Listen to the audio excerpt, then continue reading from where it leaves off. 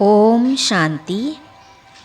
व्यक्ति एक, व्यक्तित्व अनेक। इस पुस्तक में आज हम पढ़ेंगे रेडियो इंटरव्यू के बाद फ़ोन लाइन ही जाम हो गई।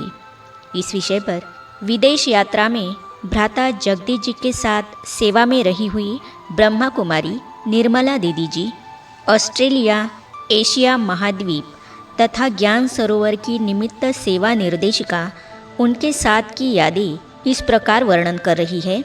तो चलिए आज हम इसे पढ़ते हैं। जगदीश भाई हमारे बहुत सीनियर भ्राता थे, ब्रह्मा कुमारीज के प्रवक्ता भी थे। जब हम ज्ञान में आए तब से उनके लिए काफ़ी रिगार्ड था। उनकी बुक्स अर्थात पुस्तकें हम पढ़ते रहते थे, मैगज़ीन के आर्टिकल्स, लेख भी पढ़ते रहते थे। उनसे हमारा संपर्क शुरू से ही था। उन्होंने ही सारे प्रश्नों के उत्तर दिए। सन 1971 में दिल्ली में इंटरनेशनल योगा कॉन्फ्रेंस अर्थात अंतर्राष्ट्रीय योग सम्मेलन था। उसमें मैं भी एक स्पीकर अर्थात भाषणकार थी और जगदीश भाई भी स्पीकर थे।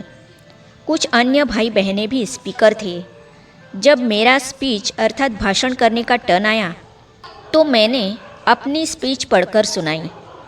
उसमें मेडिटेशन और मेडिकेशन अर्थात योग और औषधि का टॉपिक था। उस सम्मेलन में काफ़ी विदेशी भी थे और कुछ भारत के भी थे। लेक्चर प्रवचन पूरा होने के बाद प्रश्नोत्तर का समय था। सारा प्रोग्राम अंग्रेजी में था। जब भारतवासी प्रश्न पूछना शुरू करते हैं तो बहुत कुछ पूछते हैं। विदेशियों ने इतने प्रश्न नहीं पूछे, भारत वालों ने ज़्यादा पूछे। भारत वालों को तो अक्सर मालूम रहता है कि ये ब्रह्मा कुमारियाँ ब्रह्मचर्य को ज़्यादा महत्व देती है, तो उन्होंने ब्रह्मचर्य के बारे में और हमारे योग के नियमों के बारे में पूछा। स्पष्ट है कि उत्तर देने में थोड़ी बहुत दिक्कत होती थी, क्योंकि मैं भी उस समय ज्ञान में नई नहीं थी।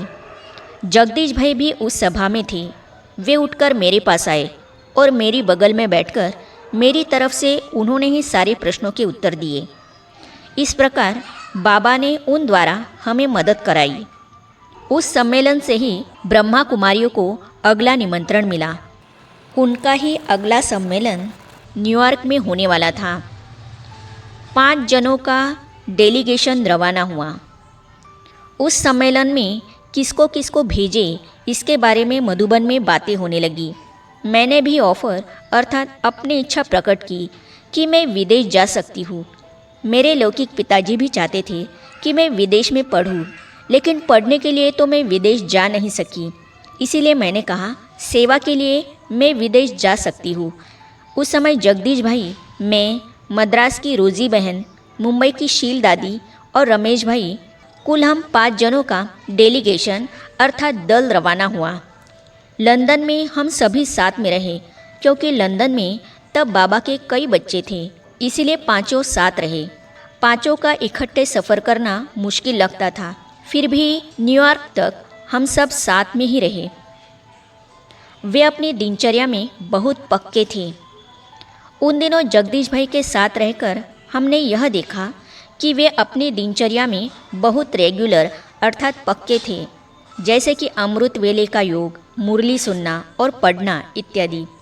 जब तक हम 5 इकट्ठे रहे तब तक सब मिलकर मुरली क्लास करते थे। उस समय वे एक स्टूडेंट की तरह बैठकर मुरली सुनते थे। ज़्यादातर शील दादी ही मुरली सुनाती थी। सब मिलकर अमृत वेले योग करते थे, मुरली क्लास करते थे। मैंने देखा कि उनमें बहनों के लिए बहुत रिगार्ड था। जहाँ भी हम सेवा में जाते थे बहनों को आगे रखते थे। जिस किसी वीआईपी से मिलने जाते थे हम बहनों को ही कहते थे कि पहले आप उनको परिचय देना, बाद में जो भी ऐड करना है, ठीक करना है, वे सब वे सुनाते थे। विदेश में सेंटर खोलने की सलाह उन्हीं की थी। अमेरिका जाने के लिए लंदन छोड़ने से पहले जगदीश भाई ने कहा कि यह ठीक नहीं है कि हम सिर्फ दुनिया की सैर करके वापस ऐसे ही भारत लौट जाए। कम से कम एक स्थान पर बाबा का सेंटर खोलना चाहिए। लंदन में 10-15 स्टूडेंट तो हैं ही, तो क्यों नहीं हम यहाँ बाबा का स्थान बनाएं। यह उनकी पहली सलाह थी। उस समय हम मुरली दादा अर्थात जयंती बहन के पिताजी के घर पर ठहरे हुए थे। मुरली दादा ने कहा, ठीक है, आप तो सेंटर खोलना चाहते हो, लेकिन खर्चा कैसे चलेगा? लंदन तो बहुत महंगा है। तब जगदीश भाई ने वहाँ के जो बाबा के बच्चे थे उन्हों के साथ मीटिंग की। उनसे पूछा कि आप क्या क्या मदद दे सकते हैं। उन सब ने कहा कि हम यह सहयोग दे सकते हैं। फिर यह बात मुरली दादा को बताई गई। उन सब ने मिलकर मधुबन में एक पत्र लिखा कि हम यहाँ लंदन में एक शाखा खोलने के लिए तैयार हैं। आप यहाँ के लिए कोई समर्पित टीचर भेज दीजिए। वहाँ से निकलने से पहले ही जगदीश भाई ने सारा इंतज़ाम करवाया सेंटर के लिए। उसके बाद हम सब न्यूयॉर्क गए।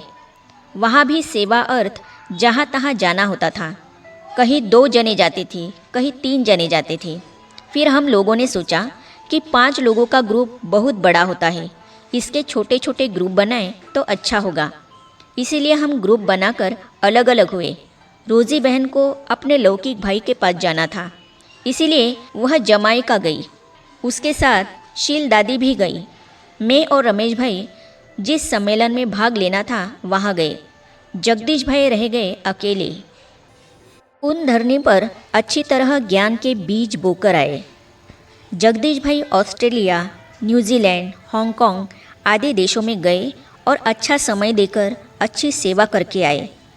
वे जहाँ जहाँ चक्कर लगा कर आए वहाँ पर अच्छी तरह ज्ञान के बीज बोकर आए।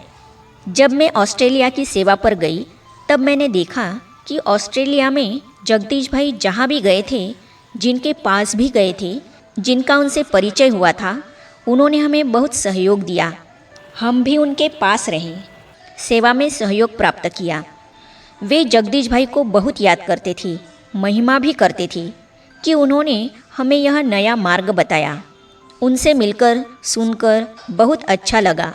उनका यही लक्ष्य होता था कि हर एक को बाबा का परिचय ज़रूर सुनाना चाहिए।